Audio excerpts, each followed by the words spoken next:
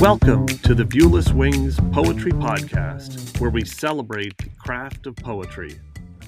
Each week, we feature interviews with incredible poets and artists, including Olivia Gatwood and A.E. Stallings, and original poetry read by the authors.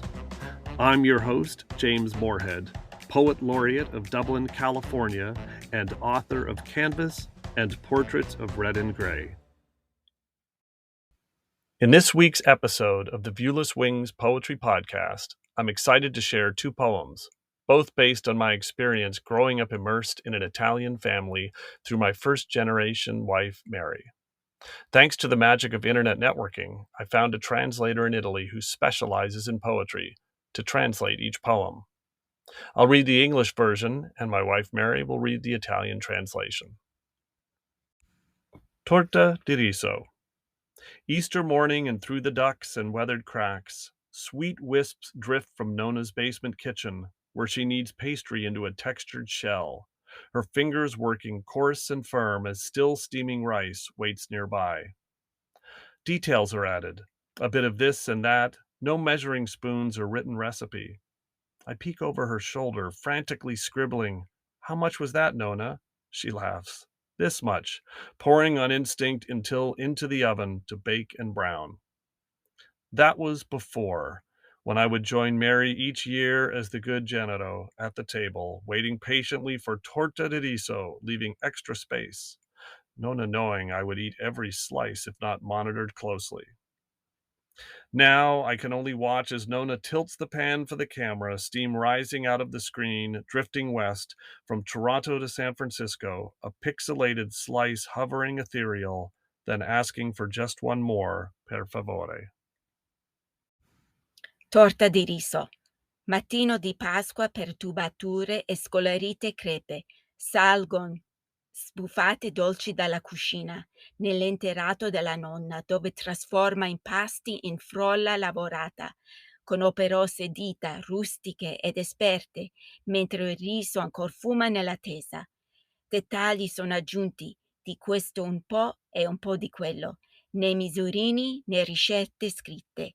Spircio da sopra la sua spalla e scrivo in fretta. "Quanto di questo, nonna?" Lei ride. "Tanto così. Io vado ad occhio, poi dentro al forno a cuocere e dorarsi."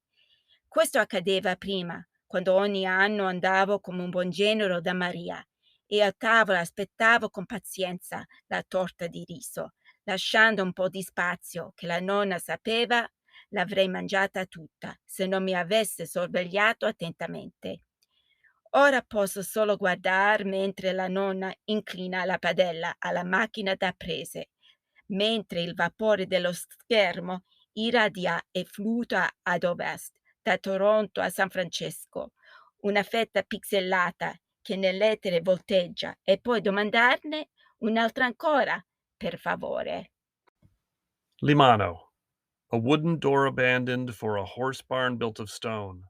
A courtyard set with wildflowers, sitting all alone. An aging calico creeps by, pursuing phantom mice.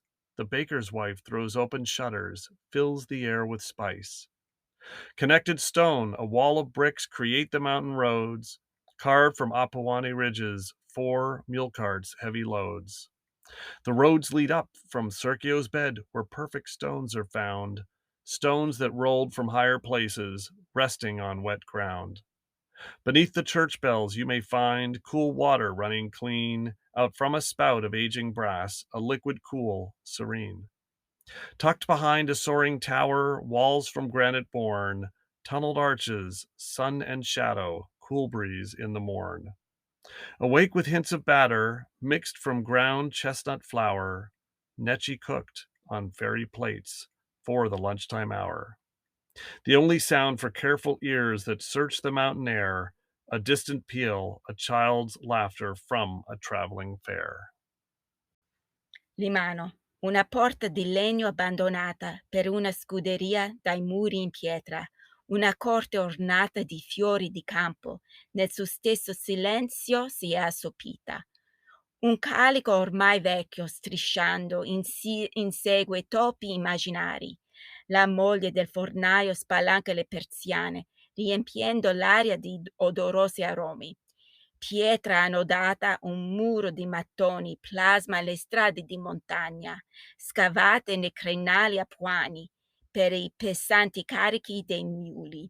Le strade risalgono dal letto del cerchio, dove si trovano pietre perfette, pietre rotolate da luoghi più in alto, riposano infine sull'umido terreno. Di sotto le campane della chiesa puoi trovare acqua fresca che scorre pulita da una bocca d'ottone ormai invecchiato, un fluire di liquido sereno. Nascosti dietro una slanciata torre, muri di granito un tempo, archi di volte, sole e ombra, brezza fresca del mattino. Svegliato dai profumi di pastella, di farina di castagne macinate, necci cotti nei ferri per l'ora di pranzo preparati. L'unico suono per orecchie attente che fruggono nell'aria di montagna, un fragore lontano, le risa di un bambino che arriva da una fiera itinerante.